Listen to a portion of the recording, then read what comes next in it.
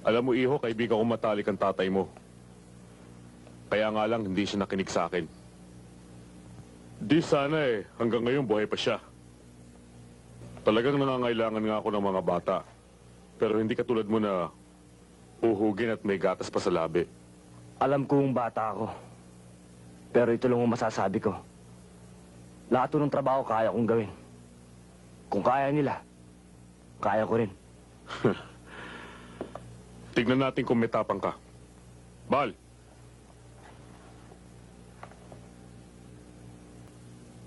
Baka kumalog ang tuhod nito mabuligyaso pa ang lakad namin. Hindi kakalog to.